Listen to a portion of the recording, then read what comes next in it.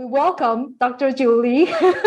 So you have a book called Time Restricted Eating, A Look into Lifestyle, right? Published this year, very exciting. Could you tell us what is the difference between time restricted eating and intermittent fasting? In 中文, if you can, but if not in English too, that's okay. 好，我用一点中文，一点英文。 Perfect. 好，Cindy，多谢你问这个很要紧的问题，因为大部分的人现在觉得是你要 kind of analyze 你在吃什么东西 as far as what makes health, right? Which is important. 你吃的东西很要紧，但是很少的人现在在研究这个时间，吃饭的时间 and that's actually the most important. But you have highlighted it in many of your videos. 这个吃饭的时间跟不吃东西的时间, it's not really like a fasting interval, actually. So the time-restricted eating process is used as a daily eating and a daily short not eating or short fasting interval. So intermittent fasting, 如果有一个病人来跟我说，我现在在用这个 intermittent fasting 的 method, 我真的不知道他们在干嘛，我不知道他们时间是什么，吃的东西的时间，然后不吃的东西的时间。I don't really know what they're doing with intermittent fasting because intermittent fasting is defined as 24 hours of not eating anything or greater. So that's kind of the difference. Is time-restricted eating is just as you've described, which is usually at least a 12-hour eating interval and at least a 12-hour fasting interval, right? So sure. So eating time and the fasting window balance each other out, or the fasting window is slightly longer, up to 16 hours of fasting. So 16个钟头的不吃东西的, period of time. But the interesting thing about time-restricted eating is the way that we've been using it in our clinic, in watching our patients use it for improving health and improving weight loss and improving disease, is that it has to be a circadian fasting interval, meaning 你不吃东西的时候一定要晚上. So it has to be your beginning fasting in the evening. Because your body's processes, and we have probably like 1000多个这个 processes internally in our body, all of those processes are turned on or off at different times of day. 所以你不吃东西的时候是最要紧，你不吃东西的时候晚上的这个 interval is the most important, because then this synergizes with your body's processes that are being turned on or off in the evening. That's great. 我们等一下还会再带到这个 circadian rhythm. So, in summary, 所以就是 time-restricted eating has a minimum, 就最低有一个12个小时的限制。那 intermittent fasting 现在有很多 version, and you don't know which one they're doing. So that's the difference. That's great. So let's bring up to the second question. 我们现在很多 viewer, 起码我的 channel 很多 viewer 都是中文讲中文的，有 Hong Kong, Taiwan, Malaysia, Canada, Australia, everywhere, right? So in Asia, 在亚洲很多这个 skinny fat syndrome. Have you heard of it? 你有听过 skinny fat? No, 我没有听过这个。Skinny fat, 他们看起来很瘦，但是他们的体脂肪很高。So that is an invisible fat problem, 就看不见的肥。And also, 在 recent research, there's a lot of obesity trend in Asia. They're rising, right? China is coming up. Malaysia is coming up. Thailand is coming up. Taiwan is coming up. So how do you think, what causes this, and how does your book, 你的书要怎么样帮助在亚洲的各位或者是全世界的各位打击这个 obesity 的问题？ Yeah, Cindy, now I understand what you're referring to. So we call it fatty liver or visceral fat or Yes. organ fat. So it looks like when you wear clothes, you look fine, you look normal. 但是我们去研究血，好像 cholesterol level 或是 blood pressure 或是liver tests, what we will see is we'll see abnormal blood tests for the liver, and we'll see abnormal cholesterol blood tests, or we'll see high blood pressure, or 糖尿病, even, pre-diabetes or diabetes issues. 但是这些人他们看起来个子好像是瘦, but when fat goes around the organs, that's where disease begins. And so someone who has fatty liver, for example, 比如说这个 the liver itself is covered in fat. 这个 liver it can no longer clean the blood well. It can no longer process sugar well. So that lends to diabetes. That lends to problems in blood pressure. It lends to cholesterol problems. So visceral fat, what you described as the skinny fat syndrome, this visceral fat is a disease condition in and of itself. And it can drive diseases that we see on someone's blood tests or on their vital signs when they go to the doctor's office. The doctor will say, well, your blood pressure looks a little bit high. And the doctor looks at the person and says, but they're not that heavy. But what do? They just start them on blood pressure medicine. But the real problem is not that the person is missing blood pressure medicine. The real problem is fat deposition on the liver, on the pancreas, around the stomach. This whole middle section of the body is where all the organs are stored. And so when the body can't process nutrients well, it will just store those nutrients in the middle section of the body. Yes. Yeah, it'll just store it there. And over the years, as this goes on, you may feel it, you'll see a little bit more fat deposition on the organs. So that's the difference, is that visually the person looks normal, but internally we see that on a blood test, or we see that on their vital signs when we go into the office. And that is exactly the beauty of using time-restricted eating, is that it will help to remove the fat in the middle of the body. So your book will tell the people how to use time-restricted eating to energize the person, lose weight, and do all that, right? Yeah. Now, the interesting thing is, now cleaning out the organs is the first step in what you want to do. 如果你也想减肥，真的应该先从这个中间开始。Because most people, when they do dieting or they increase exercise or they try to reduce calories or change what they're eating, they're not targeting the organs. They're not targeting organ fat. So you'll see dieting fat come off much quicker. Someone says, oh, I lost 6 pounds this week, or I lost 4 pounds 2 weeks later. And you'll see this really aggressive weight loss. But actually, it's not removing weight from the organs. So you'll see their arms get skinnier, their face and neck get skinnier. But this center part, they'll say, oh, it's still around my stomach. It's sticking there. Why doesn't it come off? Because the body doesn't want to lose weight that way.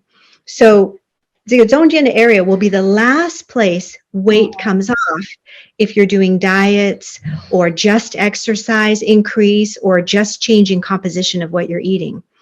Only time-restricted eating, regular circadian eating and fasting interval, only that will target that organ fat. Yes. So visceral fat 中文叫做内脏脂肪。Yeah, 这些字有时候很难 translate. Let me move on to the third question. So intermittent fasting. Sorry, 我又讲成英文了。间歇性断食现在非常的 hot, right? Very popular. A lot of people follow YouTube and then just articles. 很多人乱做错了。So what do you think, what are the biggest mistakes people do on intermittent fasting, time-restricted eating? I want to chip in one of it, which is you just mentioned, the circadian rhythm. people eat too late because they think they're doing fasting. They break their fast at 8 p.m., eat until 10 or in midnight. So that's one of the biggest problem I see. What is your thought on that? Yeah, Cindy, you identified the biggest problem with intermittent fasting. Now, someone may get like this much benefit by doing that. So if they say, okay, I'm going to eat until 8 or 9 o'clock, that's a good place to begin with. I mean, that's a starting point. Better than so nothing.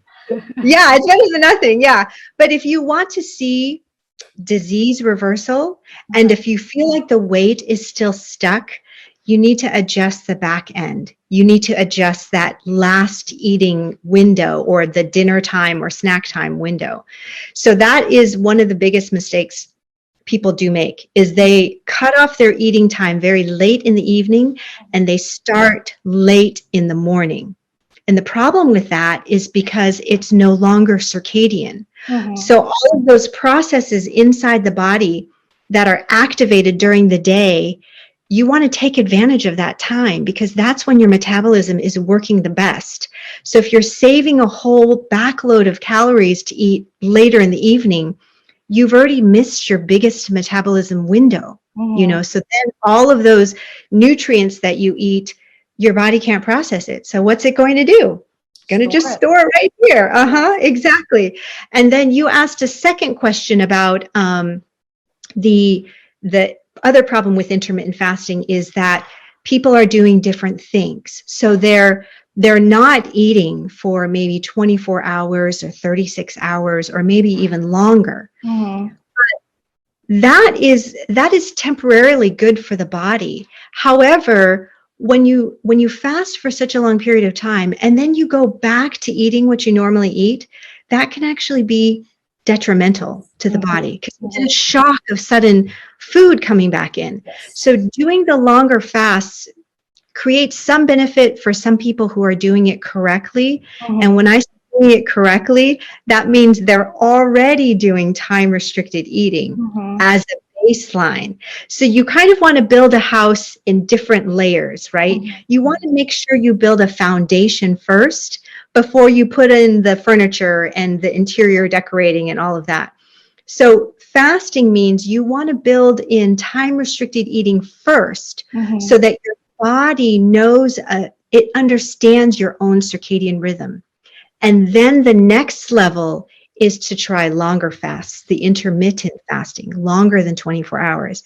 But if you don't have the foundation built, then you're not benefiting your body in any way because it's still not on a circadian cycle. So to me, and from what we've seen in our patient experience over the, almost a decade now, that's what we see is that our community of people that we've observed using this, and we've observed it's at least hundreds, possibly even thousands now that we've put through this program, is that you want to get this baseline rhythm built into your body because the body has memory. Your cells have memory. They will remember when you last ate, the day before, the week before, the month before. So you're training it the more days you implement this time-restricted eating interval. Your body is changing to remember it better and better as time goes on. That's great. So let's switch gear a little bit. So when I see a lot of people, when they gain weight and then ask them what they're doing, they always say, oh, I'm busy. I'm eating a lot of takeouts, not enough time to exercise. So they think they're calorie too much. So what do you think about this calorie in, calorie out theory when you're doing intermittent fasting? Does it matter, calories? Right. So we talked about this study, and I think you saw this, Cindy, because that's how we connected, was that you saw that video previously. So this study came out of research at the Salk Institute, and this came out in 2012, and this was done by Dr. Panda's lab in San Diego. Now, this study was so phenomenal in the field of metabolism.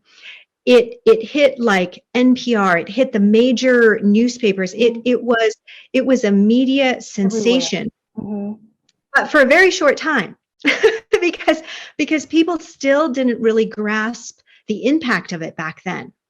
They slowly are now. So what the study showed was an animal study. And this is about the calories that you were asking about. So they took 2 genetically identical groups of mice. So these are like twin mice, right? Exactly same DNA, down to the last amino acid sequence, exactly the same.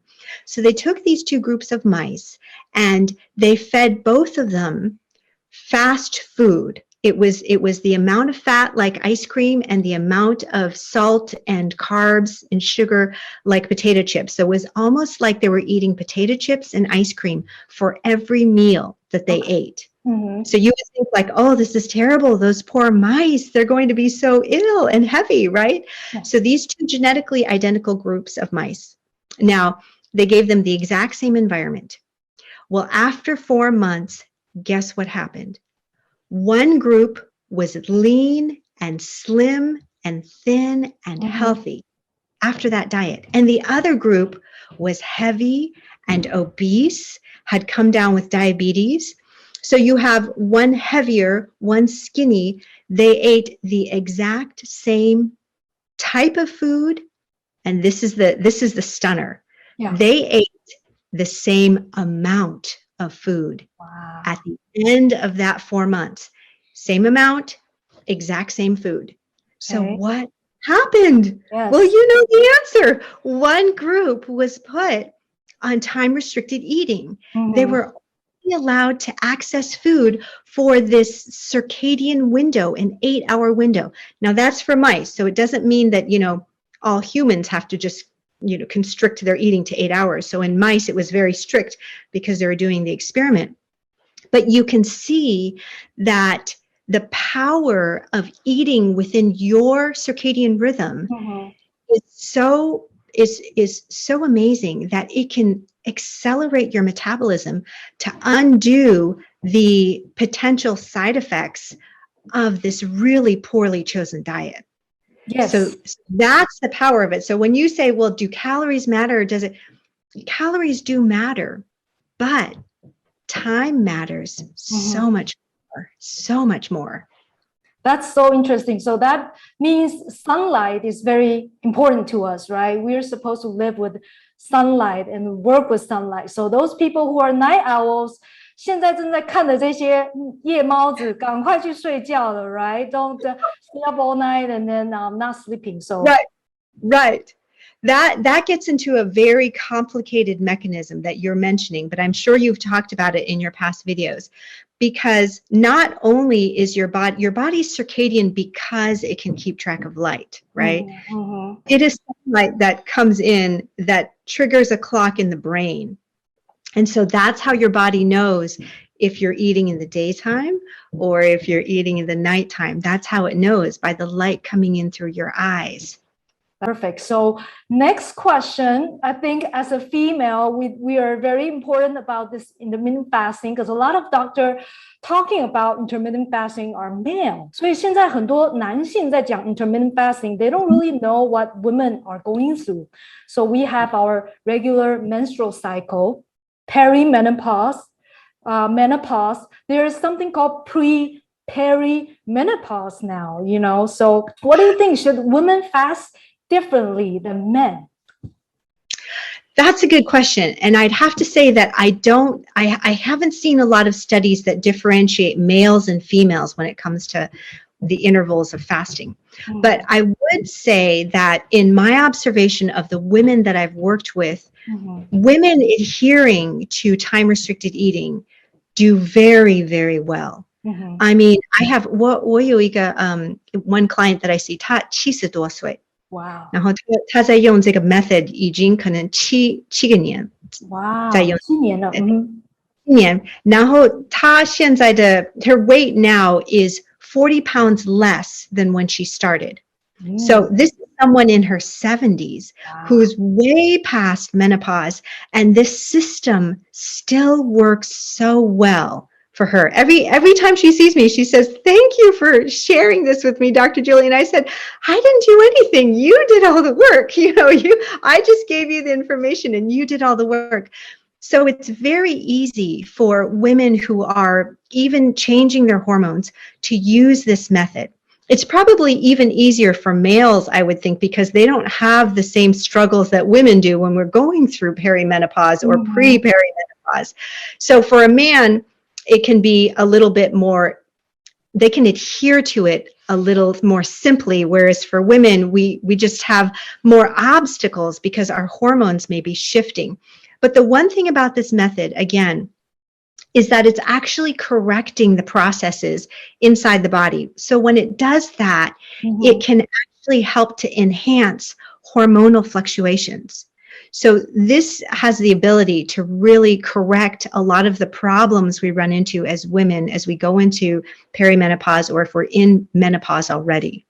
Okay, sounds good. So in your blog, you're a doctor mom, right? So how should kids do intermittent fasting? Your blog says the children eat plenty during the day, but by 7 p.m. they understand that the home kitchen is completely closed. They seem to sleep better, and the evidence as well, their stature demonstrates it's not stunning their growth. So what do you think it's in the kids' obesity today, nowadays? Yeah. So for children, we don't have any studies on that, but I'd have to say from observation. So if you just observe your own child and their activity pattern, their mood, and their ability to sleep through the night, children should be able to sleep through the night without waking up. So if a child is waking up in the middle of the night, you may want to think, is this a problem with their ability to sleep through the night because of hormonal fluctuations, which link into the digestive process? So in my own children, this is just what we did, for my own kids, is did have a 7 o'clock cutoff time when they were fairly young. I think we started at about 9 years old because that's when I found this information. I had no idea before. I used to give them nuts and a glass of water before bedtime thinking that, well, this will help them sleep. They won't wake up and be hungry or thirsty. And then it wasn't until I came upon this information and began working with Dr. Panda, where he was helping me establish this research study that we were doing and helping me learn this method. I applied it to my own children, and I found they actually slept better without a bedtime snack and without having to give them, full reign of the pantry after dinner. So we started to keep to a regular time of when they finished eating, and it did seem to benefit their sleep and their mood the next day. So I don't, want to give a general recommendation to parents, but I think it's something for parents to be aware of. And because they know their children the best, just test it and see. Test it for a few nights and see how your child does. I don't think that 7 o'clock is too strenuous because it's the normal time of when many families would finish dinner anyway. Not to mention a lot of parents, they give them milk before bed. So right. That's horrific. I mean. Yeah. Well, because if you think about it, right, Cindy, so if we go into the biochemistry of it, melatonin is a sleep hormone, and that's secreted at night. And if your pancreas is still active, that melatonin and insulin can't work together. So you're more likely to have higher blood sugar even through the next morning if you're eating something or drinking something later into the evening, and especially at bedtime. That's great. So Dr. Julie, so glad to have you. How do people find you? I'll list your website and your YouTube channel below, but how do people connect with you, contact you? Yeah, I think my email and my phone number are listed on the website, and they should be on the channel as well. And I look forward to continuing this communication, Cindy, if your viewers have questions for the future. Yeah. And then Dr. Julie speaks Mandarin too. 她会讲中文，所以帮助很多在华人的各位。如果你有任何问题，可以去 connect 跟 Dr. Julie 连结。Cindy，多谢你。谢谢。